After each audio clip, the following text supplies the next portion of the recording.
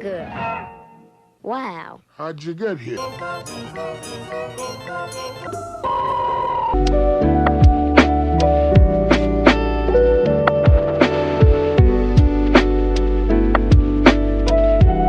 As I made my way out, I ended up at Fry Cook at Chili's, Ruby Tuesdays, and then ended up at a handful of really, really good restaurants where I was doing kind of shit tier work, prep work, then frying, then sous chef, and then when your boss quits and you don't get paid very well, but you can cook, you find your way to becoming the chef because the owners are cheap fucks and they don't give a fuck if they're not really a fancy restaurant.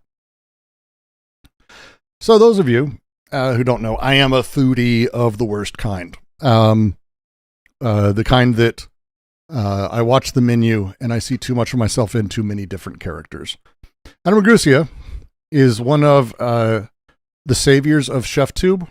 There's a handful of very, very good. Kenji Lopez is probably my favorite. Chef John, if you don't know Chef John. Bruno.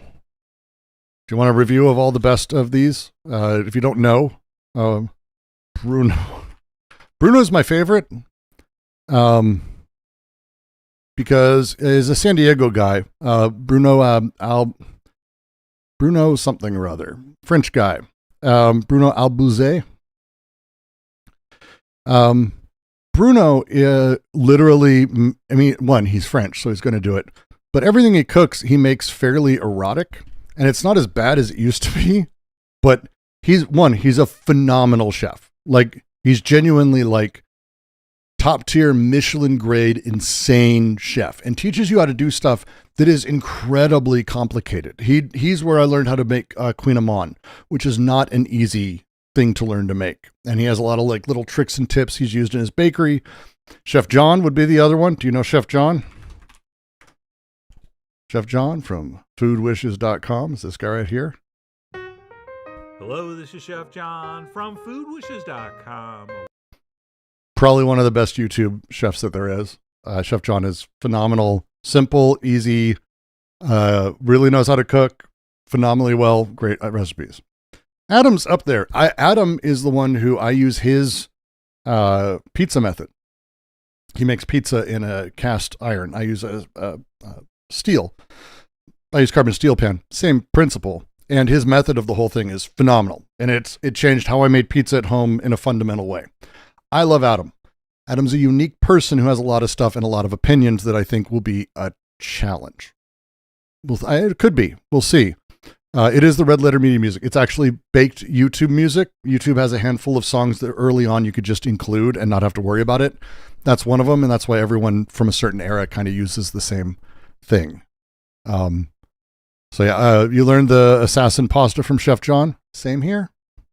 Actually, very much. I know exactly the video.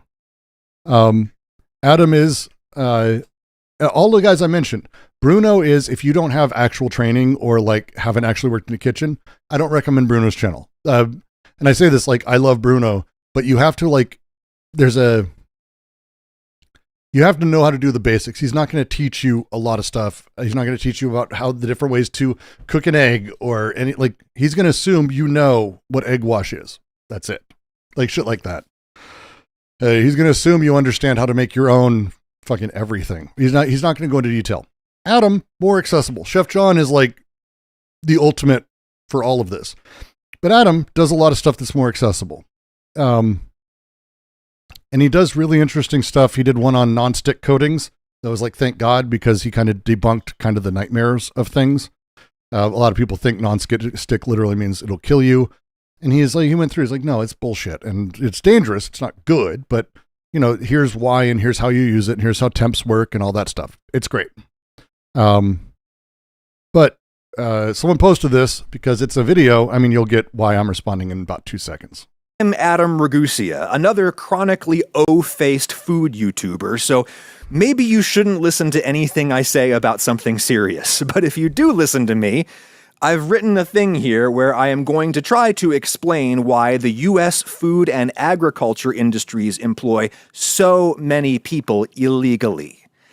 And my wording there is careful. Why do U.S. companies employ so many people illegally? Yes, the people in question are also, by definition, lawbreakers, either present in the country or working in the country. I appreciate that he wrote all of this beforehand. You can see why I went, I guess I'm going to respond to this. I don't get to respond to food stuff. I forgot to mention my other favorite, which is Kenji. Kenji is, if I could say like a favorite personal chef, it's going to be Kenji Lopez. Like without even a fucking question. Aside from the fact that he's also someone who cooks way too much, does YouTube, and wears fingernail polish, which makes me very happy as a person to be able to see someone else who's like a guy wearing fingernail polish cooking.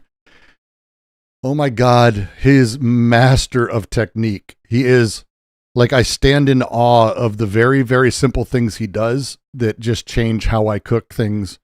And it's amazing. He's genuinely amazing. I can't tell you. If you're ever into sous vide and you join the sous vide communities, you will see everyone go, that's Kenji. Kenji says this, that. He wins. He wins. Yeah, Chris Young. Do you want a scientific person? Okay, Adam, and again, Chris has a very different experience. Adam does very good work. There is nothing like what Chris has done with everything, because when you talk about like the science of it and everything, it's hard to even talk about. This is the guy, if you haven't seen Modernist Cuisine, it's a book series. I own it. I saved up for a very long time because it's $600. The books, they're huge. They're huge. The books themselves, I could kill a man with. And I'm not joking when I say that. They come in a plexiglass case. If I were to drop it on any person, it would crush their skull. It's not even like slightly funny. Like it's terrifying. But everything is about these crazy, like, it's about how science of food works. And when you see how he's doing it, all of his images, and again, they did this for Modernist Cuisine. It's why he's able to do this. He's cooking it against, like, you're actually seeing, there's the little effects, but you're actually watching the steak get cooked in different ways, and they're showing the process. It's amazing. They did all this photography for kind of everything. So it's really cool. But Chris Young would be, I have too many foodie guys. I have too many food channels I follow. Way too many. My first thing I'm going to say is my bet is he doesn't start with NAFTA. My bet is he doesn't start with NAFTA. But because genuinely, we can tie everything to that. Status quo.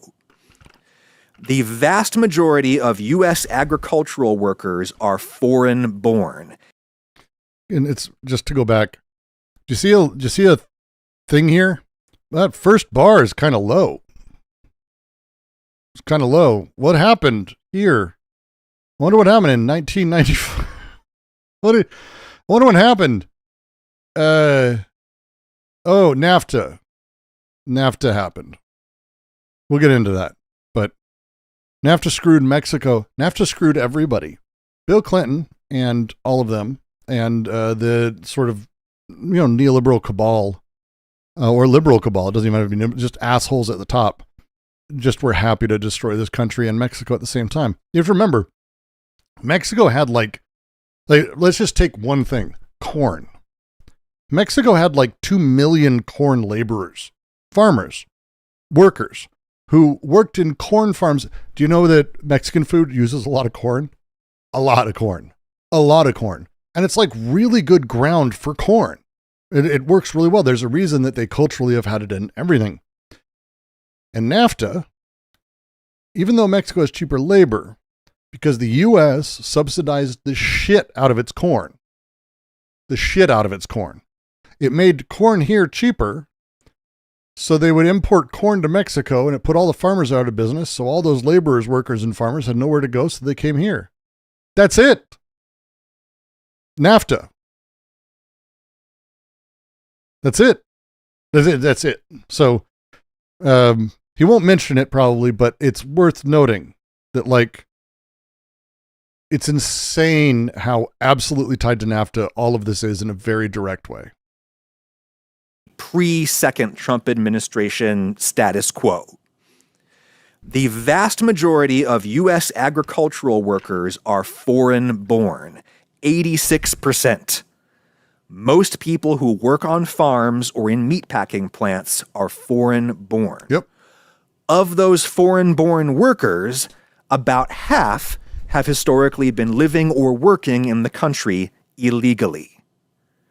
Of that half who are employed illegally, most are from Mexico, and about half are working in one state, California. The main reason so many of these farm workers are in California is because so many of the farms are in California. Specifically, so many of the farms that grow the stuff that you see in the produce section at the grocery store. More of your fresh fruits and vegetables come from California than from anywhere else.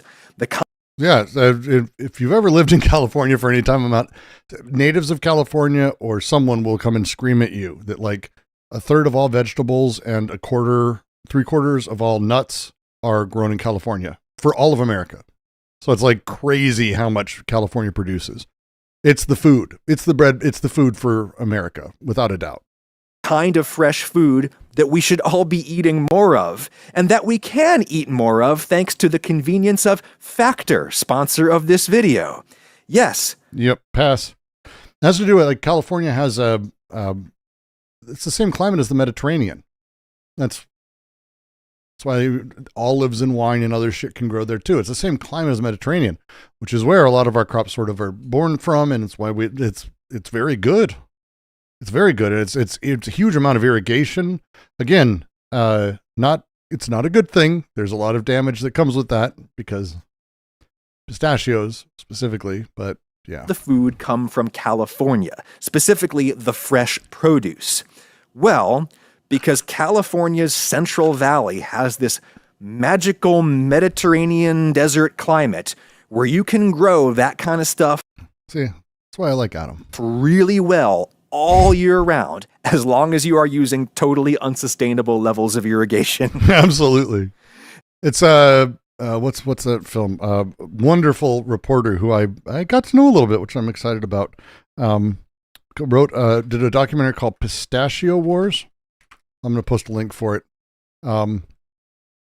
I cannot recommend it more. It's very, very, very, very, very, very, very, very, very depressing. But basically, it's about how a handful of wealthy families are destroying the state. Yay! Yep. To bring in stuff like lettuce and tomatoes and melons, you generally need a human being to bend over in a blazing hot field, pick it delicately with their hands, and then do it again and again and again. Hard jobs. And what makes... If you ever get a chance, and most people live within range of one, look for You Picket Farms. That's the phrase they often use. It's all one word sometimes. Most people are going to be close to one. If you're not, that's fine. You can go look it up, what it's like on YouTube. But I'm in Washington. We have You Picket berry farms and fruit farms and orchards and all kinds of shit are everywhere here. And when you actually do it, you realize why there's no machines that do it. Because it would destroy the tree or the bush. It would crush the thing you're picking. Like, we go out, there's a blueberry You Picket Farms. For about a month, you can go do it. And we'll spend $11, maybe $12, and end up with like 9 pounds of blueberries. Because it's more cost effective for these companies, these farmers. They're smaller farms, they're family owned often, some of them are companies, but it's more cost effective for them to just put buckets out with an honor system than it is to hire people to pick. And once you've done it for an hour, you understand why. Paul Temple, the Graham and Rudman Act preceded NAFTA. Republicans. Well, Bill Clinton was a Republican. Like, to be fair, Bill Clinton was a Republican. Like, he was a Republican. He even talked about it. Like, yeah. But yeah, it's fair. There were other acts. NAFTA for me specifically, though, I look at because it just decimated. We had some exports because Mexico couldn't make all the corn it needed. It has a lot of people, but it made a shit ton of fucking corn.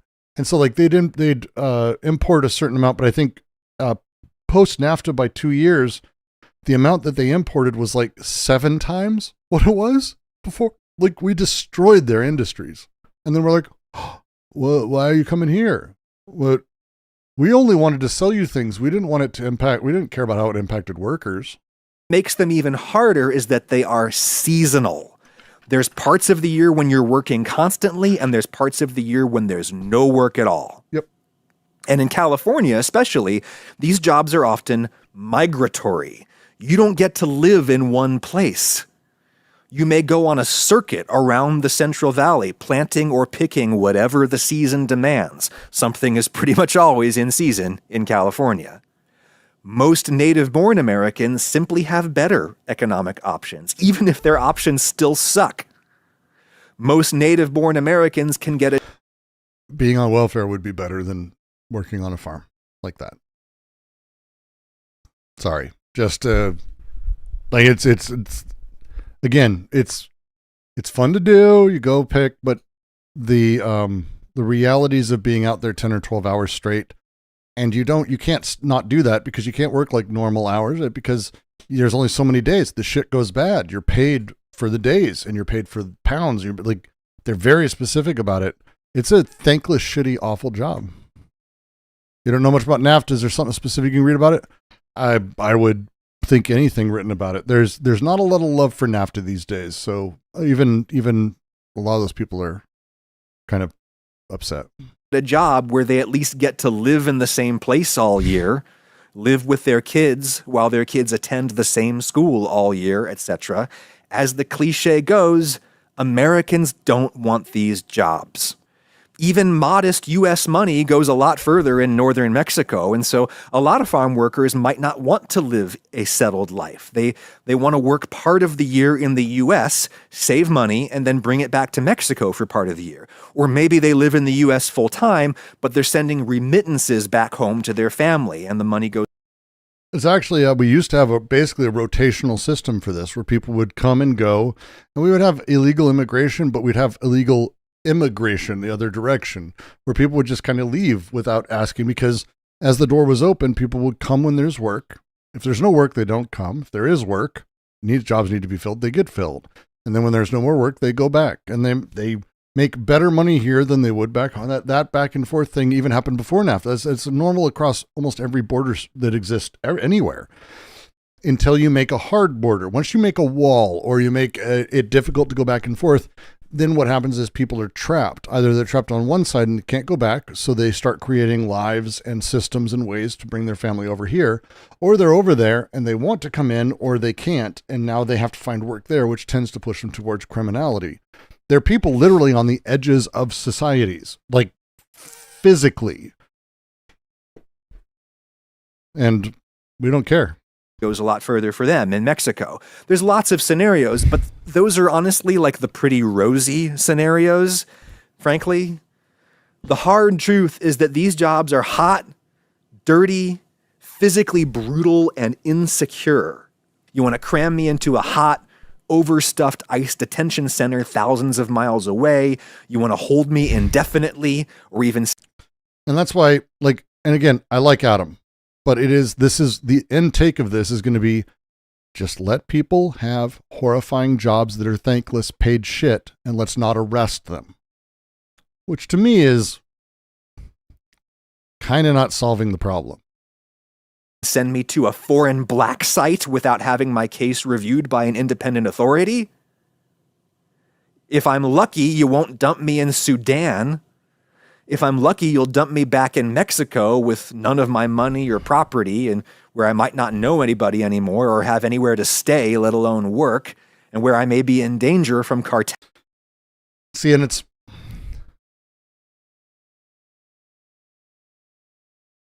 Look, and I say this as someone who I really do like Adam, and I think he's generally a very good person, but this is akin to saying we can't kill the slaves.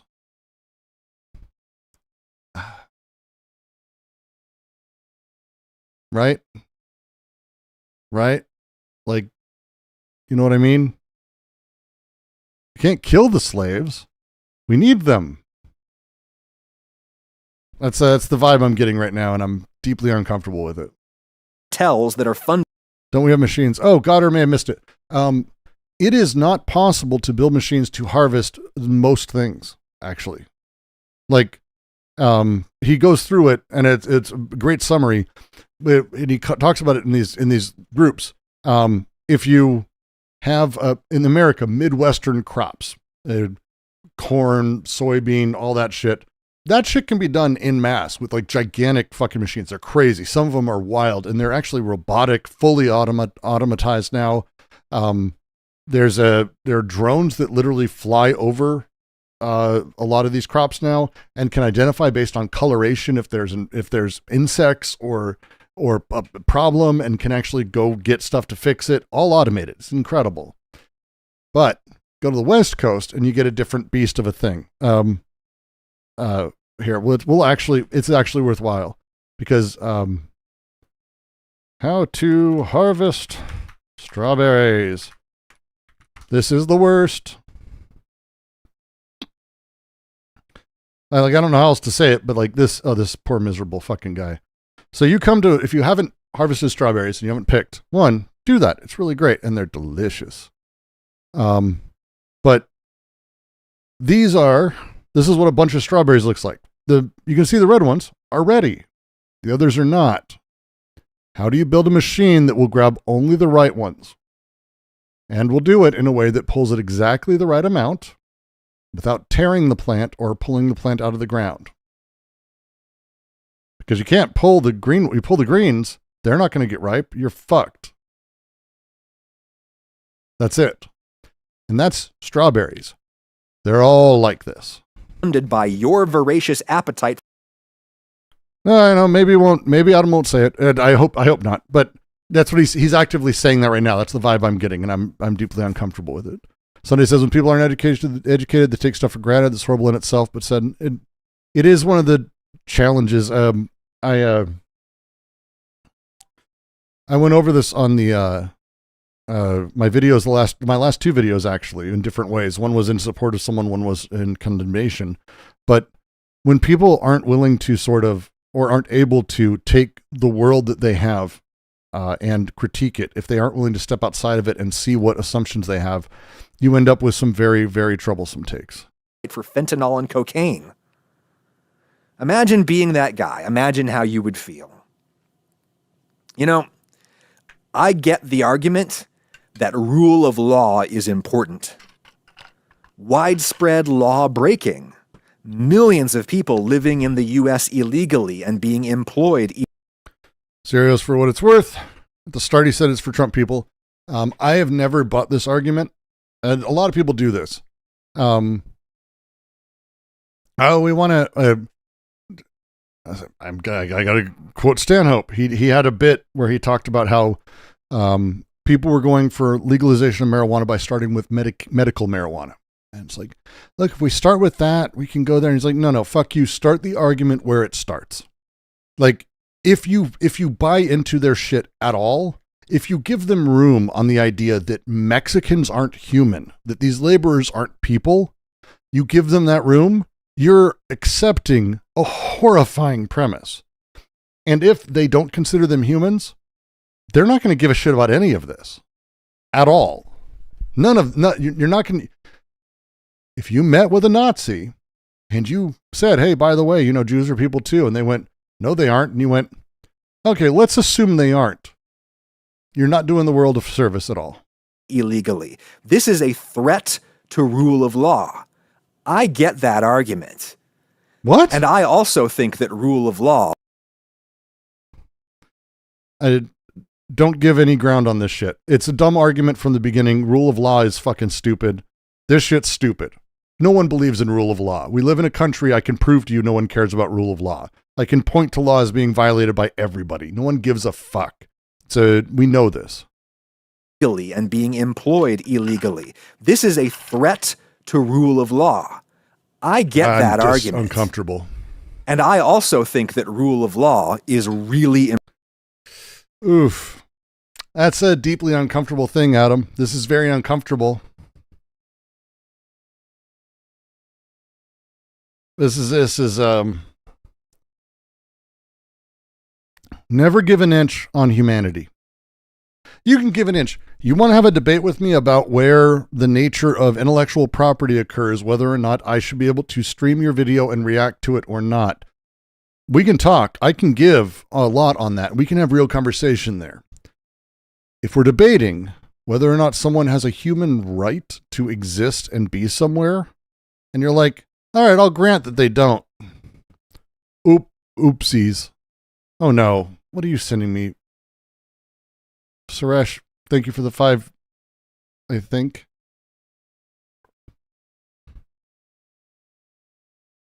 Oh, God. Sometimes you scare me. Sometimes Fuzzy Bear does well. He used to do very, very well. Psychoanalysis especially, we know how knowledge does not necessarily involve truth, even if it is a true knowledge in the sense of adequate knowledge.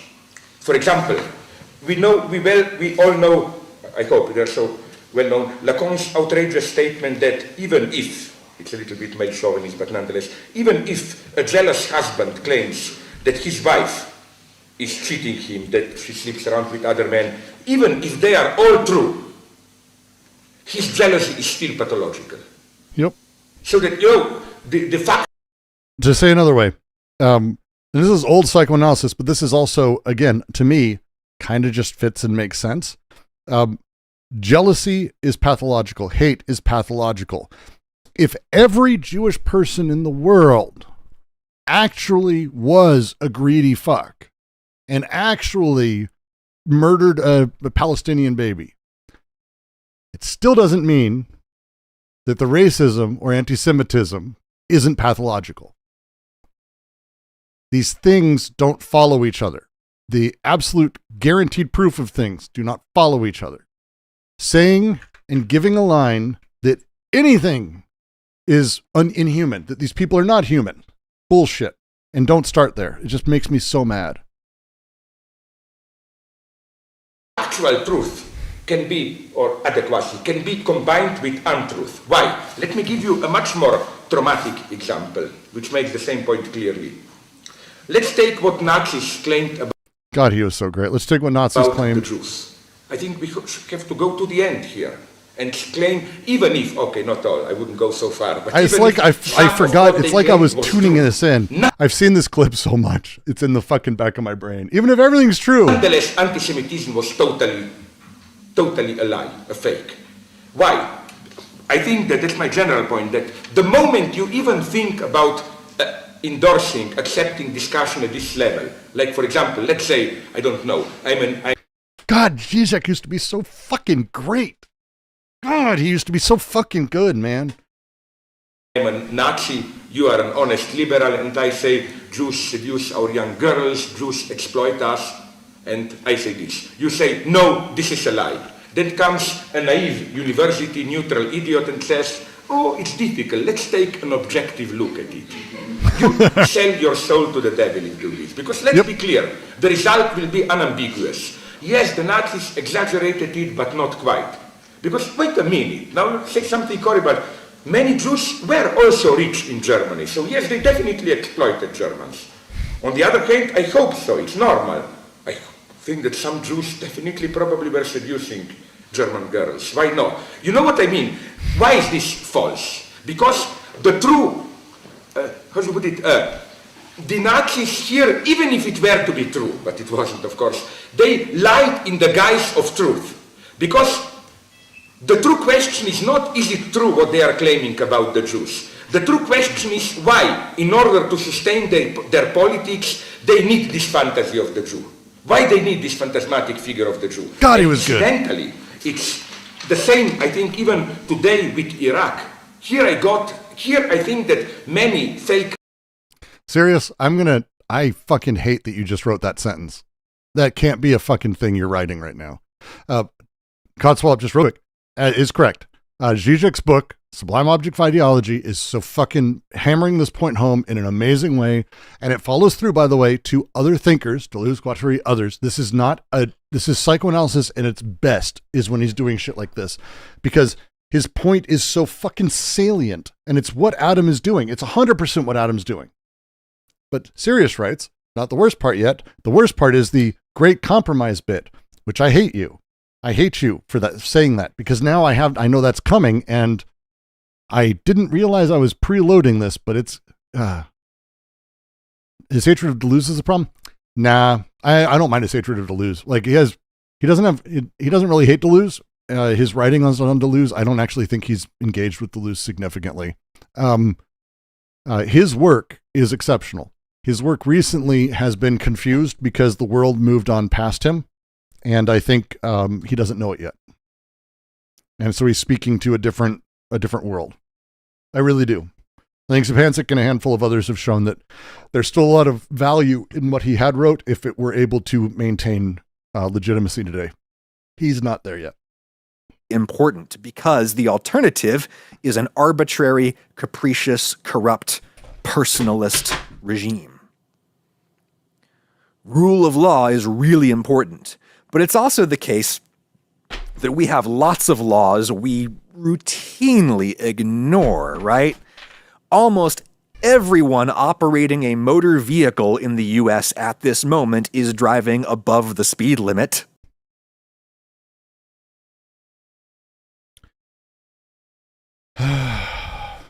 What you and I have been doing in the US for decades, even if you've been politically opposed to it, even if you voted for every single candidate who promised to crack down on illegal immigration, you still voted with your wallet to tolerate this under-the-table guest worker program that we have going here. If you buy this food, and you almost certainly do, you voted for the status quo with your wallet, and that may be even more powerful than your vote down at the polling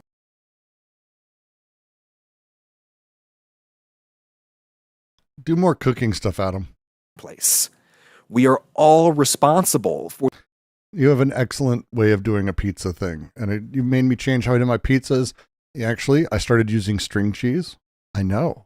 That's a thing I learned from you, because it didn't even occur to me that string cheese would be that low of fucking water content, but holy shit, it's the lowest. It's perfect. It's perfect, and there's a lot of really good kinds of string cheese that do really good flavors. The kids love it. Genuinely changed how I cook for my kids. Multiple times. You've done some amazing shit. Please go do that. I understand this is important and you feel important, but this is not. For this intolerable situation we are all wedded to. We're addicted to it, that sweet, sweet exploitable farm labor that flows into our neediest growing region. It has been fun to watch President Trump figure all this out in real time.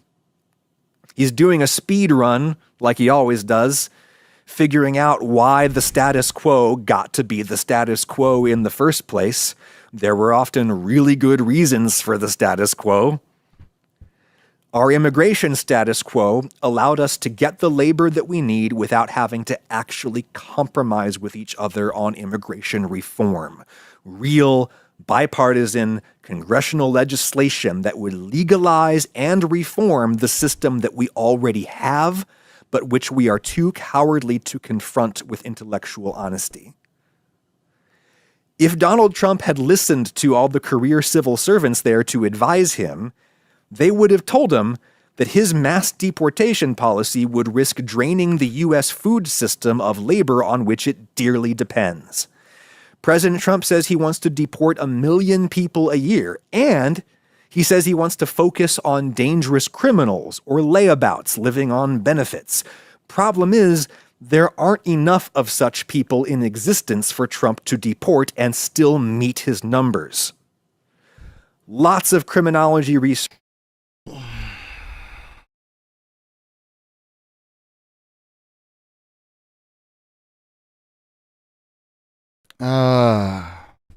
His recipes are so good. His pancake improvements, very, very good. Very good. Like, genuinely. Kind of amazing. He has amazing toads and holes. If you haven't made those, super fun for kids. Like, it's they're like, what the fuck? It's great. What are some other great ones that I know he's got? Again, very good. Very how to cook potatoes, how to green veggies, like the shit like that. It's like cool. Some basics, and he really does go through how and why it works. Really explains it. Good cooking stuff. Thanks to him, I started seasoning my steak on the cutting board instead of on the pan. I have.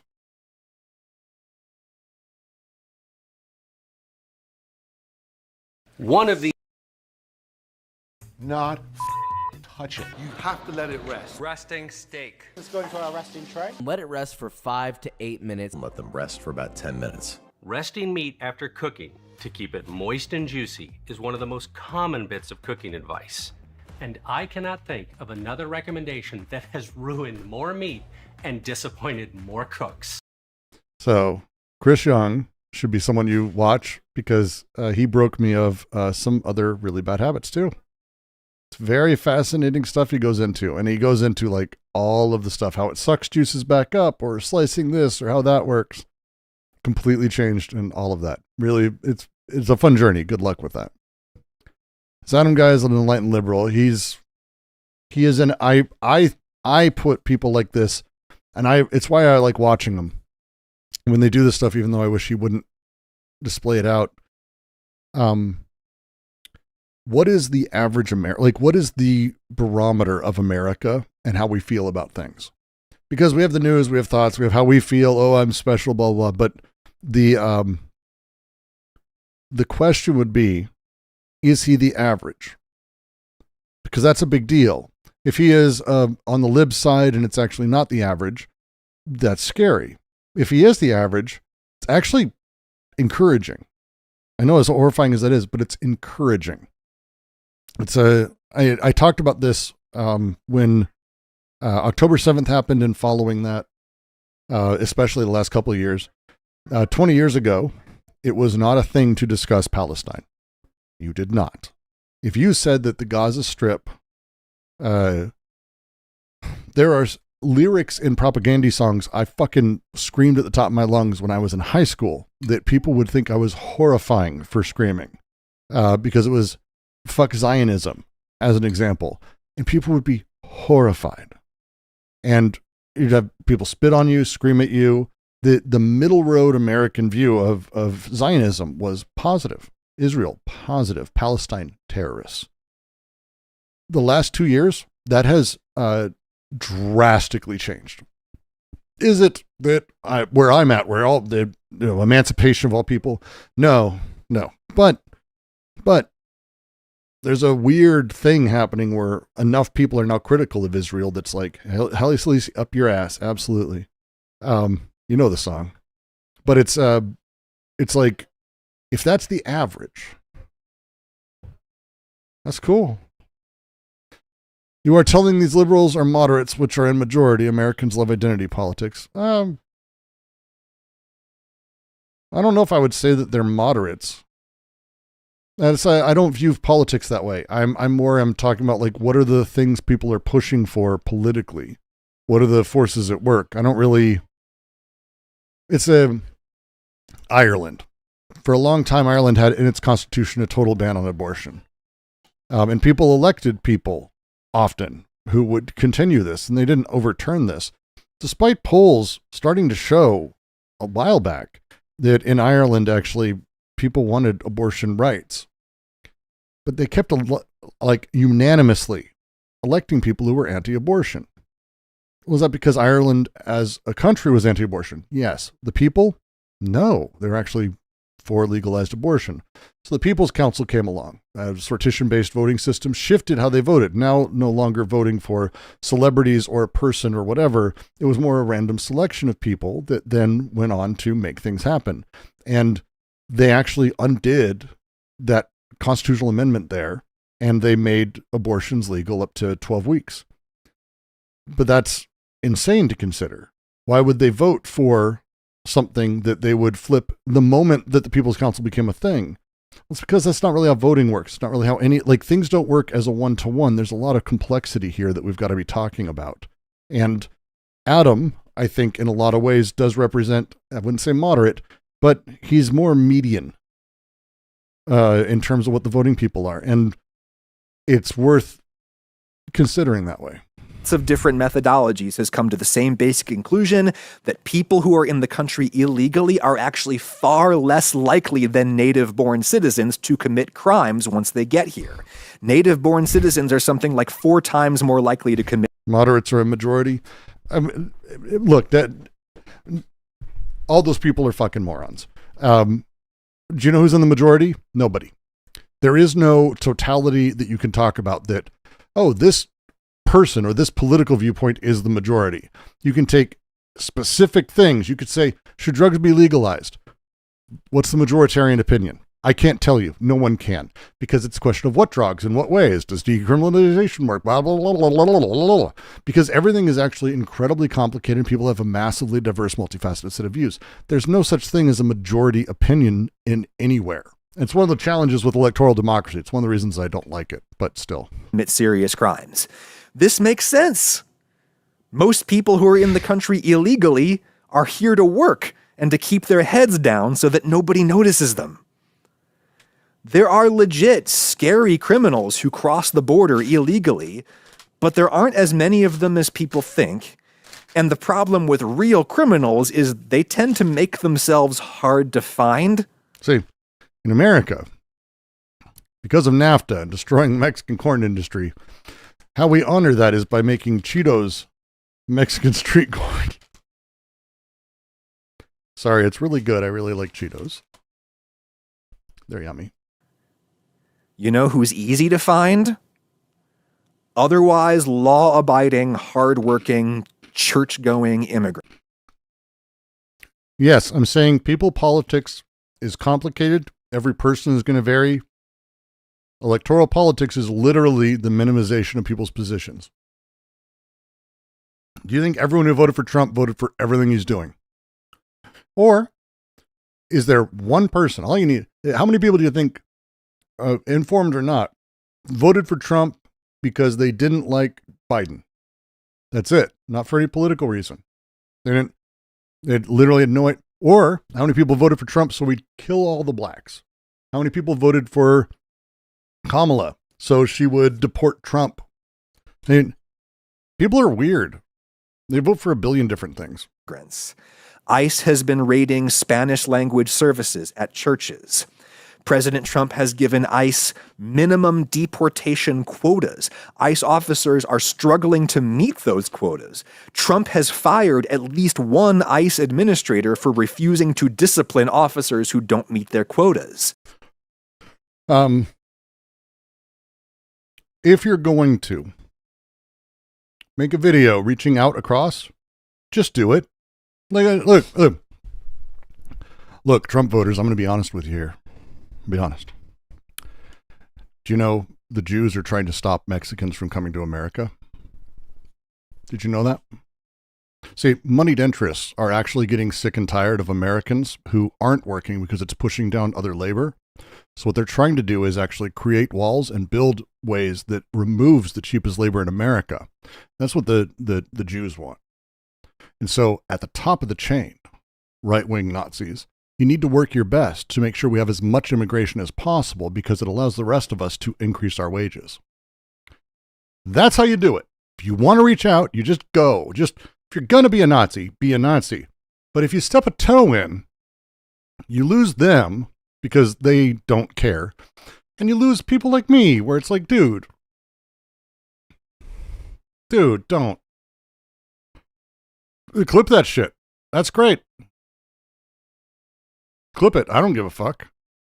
Like that's the thing. You can, if you want, you can make the fascist arguments within the fascist thing because they're invested in the symbols. They don't give a fuck about outcomes.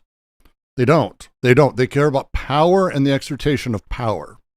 That's it. And if you can make them invested in other things, you can do this. You can play with those games. But if you're going to step a toe in and then go like middling and then you're going to shit on their leader and then you're going to shit on them, it's like, dude, you're not going to catch any of them. And as you're doing it, you're actually giving excuses for moderate people to find investments in the things you're talking about. Stuff like this misunderstands the primary mandate. Their primary mandate is the racism. Everything built on top of it is ad hoc. You can't convince them out of being racist. Correct. And the moment you give on that, you can't give a little bit. Just give all the way. Anyone who watches what I just said either is going to go, of course Brooks is fucking around, or they're going to go, fuck, that's a good point. There's no one who's going to go, this is a bad direction, Adam. Still, this is now going down the road of like all the liberal realities or statistics or other shit that like literally no one cares about. Even people on my side don't give a fuck. Like, hey, if it turned out immigrants committed more crime, I don't care. Because crime is indicative of poverty. Did you know that? Now have to think twice. If we see guys in masks pulling a screaming mother away from her child on the street, is that ICE or is it some gang? There's no way. I look forward to the day that someone decides to find out. I'm more likely to submit to them in the moment instead of running or fighting because I have some idea about what will happen to me. Thank you, Suresh, for the $5. And I'm just going to read it as if it was my own quote. This is from Suresh, but I just feel from my own heart. Fuck. This is 100% why liberals suck. We could do that, like Australia does.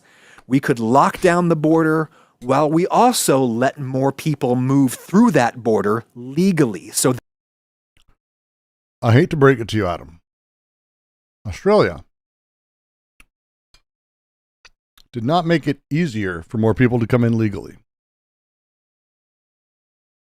It's not how it works in Australia, by the way. It's more common. Really? Really? Wait. Australia has like China level fucking immigration policies. Fuck. Yes, this is a 3/5 compromise. What is he? Who is he compromising with? What in the fuck? This is why liberals are shit, because they're not trying to compromise between like positions. It's like, look, I just want my food to continue to be cheap. Can we do these things? that we don't have to get them illegally. Fuck. Oh, God. I want to keep watching his food channel, but I don't know if I can. I don't know if I can do it after this. Oh, this is bad. That's the grand compromise. I'm going to keep watching. Are there things that you don't like about that? Me too. There's lots I don't like about that. Then deal. don't fucking push it, stupid. But my opinion isn't the only one that matters. Okay. So here's how compromise works when you do it like Adam's doing. He's now arguing, saying, my opinion is not the one that matters. I'm trying to find a middle ground. So here's how it works. You're bargaining against yourself. Did you know that? Because you're not talking to anyone else. No one else is debating with you. No one asked you, hey, let's find a middle ground between us. You volunteered that. Your starting position is a middle ground between you and fascism. And so, where will the compromise end up if it's right between that? Oh, 3/4 of the way. You fucking moron. Matters. This is the only deal that the U.S. body politic is ever going to make on immigration. So let's stop faffing around and actually do it. I will continue to fucking masturbate around. Thank you. The grown-ups aren't going to do it for us. I regret to inform you that we are the grown-ups. Adam, we're old. Adam, we're old. We are the grown-ups. Timu Sam Cedar. Look, I can't even do the comparison. This is fucking terrible. Some people don't want to increase legal immigration because they don't want their society to change. They don't want their culture to change. They're racist, Adam. They're racist. They don't want their political balance of power to change. I get that. What? But there's 3 things I would say in response that I think such people... You really need to learn how to use language, buddy. I get that is not the same as, hey, I'm familiar with your position. It's not the same thing. You know, the Nazis said that the Jews were all moneylenders and that banks needed to go away. You know what? I get that. People might actually find persuasive. So let me give it a go, okay? 1, yes, Oh God, oh God, oh God, he's continuing. Oh God, and that's a starting point. We're going to go back. I did not realize. Immigration because they don't want their society to change. They don't want their culture to change. They don't want their political balance of power to change.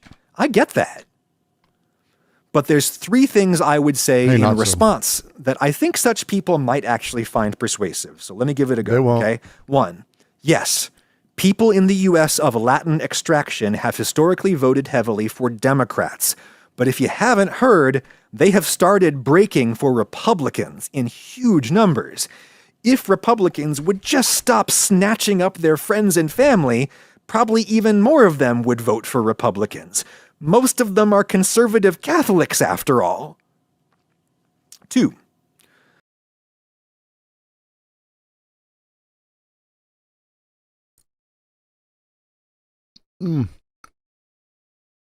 Okay. I'm going to take this the way, I'm going to say what he's doing here. I'm going to give it the best angle.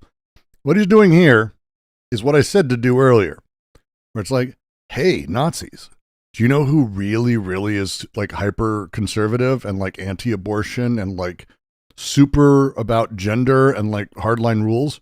Catholics. Did you know most immigrants are like this and have those social? So what you need to do is you need to do the great replacement of the white liberal by bringing in as many illegals as possible. See? There you go. That's the right direction. Without lots of immigration, the U.S. is going to have way too many old retired people relative to the younger working people needed to support them. We're not having near enough babies. The only reason that we're not in a demographic death spiral right now, like Russia is because we live in a country people actually want to come to, unlike Russia. Nobody wants to smuggle themselves into Russia. They want to come here. Edward Snowden. It's what you call a good problem to have, right? Good problems are real problems requiring real solutions, but they are better than the alternative. Imagine living in a country that no one wants to come to. Imagine living in a country where immigration police keep you in instead of keeping other people out. In the short to medium term, at least, immigration is the only way that we can save Social Security and so many other systems. Otherwise, we won't have enough working people to support the retiring boomers. The main reason... Do you want to know an easy way to do it? Tax the rich. Tax the rich.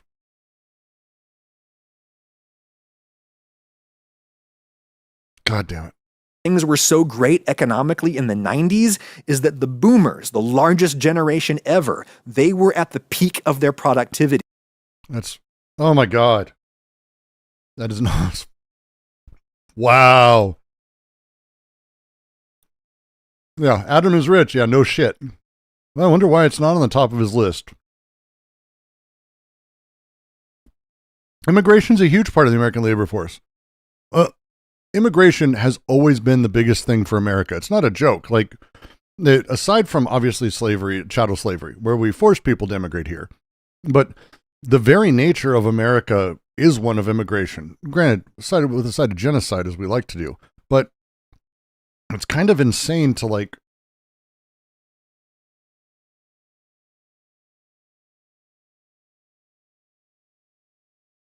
This is so many other systems. Otherwise, we won't have enough working people to support the retiring boomers.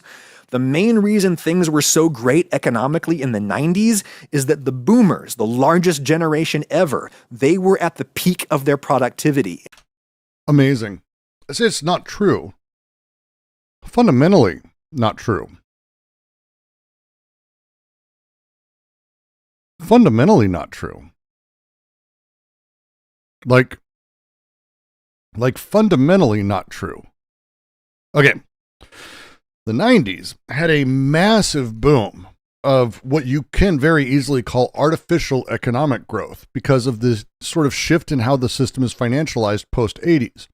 What we saw in the 80s is a massive deregulation of many things, markets, airlines. television stations, media companies, metalworking, everything. Like mass deregulation throughout the 80s, which saw a massive influx of capital, like a huge amount of capital as a thing. That capital that exploded in the 90s, it was in very select communities. Hey, I grew up in a very white, pretty well-off area. It didn't turn out great for me at high school, but, on the way there, it was a fantastic sort of ride because everyone was there because, there was money. But the money didn't come from like a hyper productivity. It was a good productivity, but there was a over influx in a lot of ways. People were buying homes. They were starting to do things that were new, but that bubble burst multiple times. Late 90s, early 2000s, 2007 and 8, you might have heard of.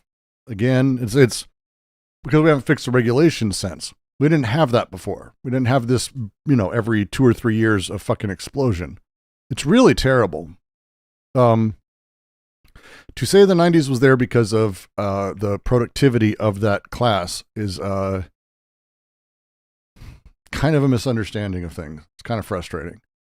I mean, it's the trade deals, the nature of manufacturing moving overseas in the 80s and early 90s that allowed us to import things far more cheaply, but still, charge for them. That these things are like, a thing would be that boomers were productive, but they were mostly productive more in the 80s. So, in the 90s. Now they're old and retired and taking their money out of the markets to pay for assisted living. The only way that isn't going to destroy us is if we keep letting in immigrants to work. Or tax the rich. Literally, that's why it's saying the only way is a bullshit thing. It's stupid. Final point, point 3. Jesus fucking Christ. If you like your culture, if you want to keep your culture, remember that the culture you have now, the culture that you love and want to protect, remember that your culture is itself the result of constant change, constant migration and assimilation. You wouldn't have what you have now without the kind of change that immigration brings. The only way available is forward, so maybe don't fight it, or at least pick your battles a little more selectively.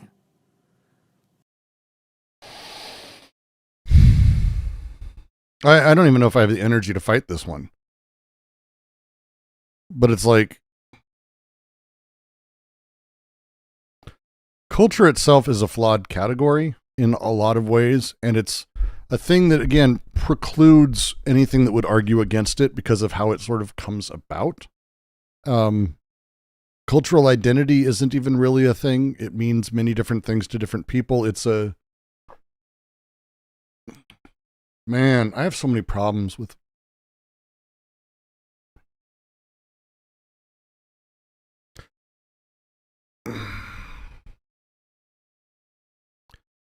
I don't even know. It's just so bad. So there you go. That's how I think about illegal immigration on a practical and moral level, and why I am so deeply opposed to the Trump-Miller mass. To use culture to exclude other people, he's speaking through general discourse. I know what you're saying. If you would watch the rest of the video, you'd be like, okay, maybe step away from the general discourse. Can you put down the general discourse and back away slowly, Adam? Please back away slowly, Adam. Please back away slowly from the general discourse, because he wants to militarize the border. I know you're not disagreeing with me. I'm just letting you know you missed him talking about how he wanted to militarize the border and he thinks it's a good idea. Pay for all the drones they need. Shit like that. It's like, we're way past, like, I know what you're saying, but we're way past that at this point. This was rough. This was fucking rough. This was rough. Deportation effort. I take solace in my belief that their effort is likely to fail, for all of the reasons we've discussed. Oh, I wonder how much longer ICE agents are going to be willing to do this work.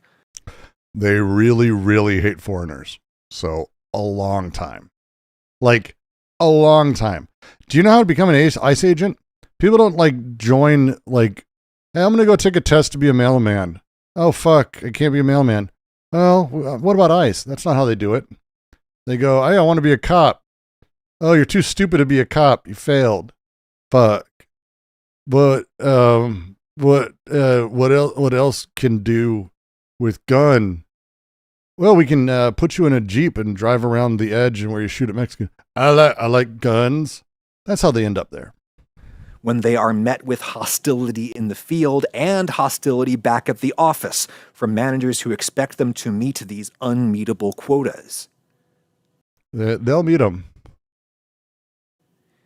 You can be in favor of law. They'll meet them. It seems technically impossible, but if you don't get a trial, how do you prove you're a citizen?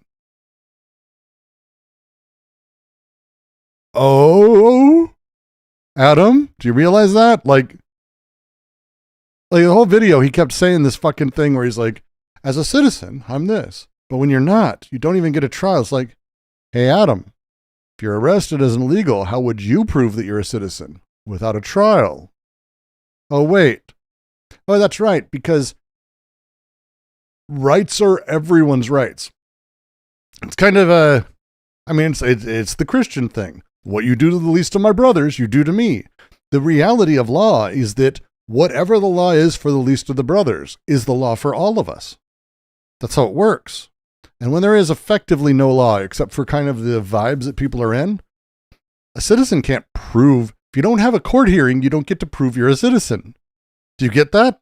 Does everyone get that? Does everyone follow me on that? Like, you understand that, like, being a citizen doesn't guarantee that you get a... That's not how that works. First, you have to have the court hearing to prove you're a citizen. How do you have a court hearing? If you're not a citizen. Oh, that's it. Logic gates. It's a logic gate. Okay. Citizens can prove. Where do you prove? In a court. How do you get to court? By having your day in court. What if you can't? What if you're accused of being someone who doesn't have the right to a trial? There you go. They'll make their fucking numbers. Don't worry about it. Adam, you're lucky. I'm lucky too. I'm white enough that it's not going to be me. Is he underestimating the strength of their hate? He is underestimating a lot of things, brother. He's underestimating a lot of things. An order without being in favor of this dangerous, willing to do this work when they are met with hostility in the field and hostility back at the office from managers who expect them to meet these unmeetable quotas. You can be in favor of law and order without being in favor of this dangerous, inhuman... See, he's trying to give him a landing pad. Look, you can kind of agree with me. You can be in favor of law and order and all that shit, but you can agree with me that occasionally law and order doesn't matter. Like, come on, dude. Main effort that risks quadrupling the cost of your salad at best. What you do instead is support a comprehensive immigration policy compromise, like we've almost passed several times before we politically chickened out. Maybe Trump could be the one to sign it into law.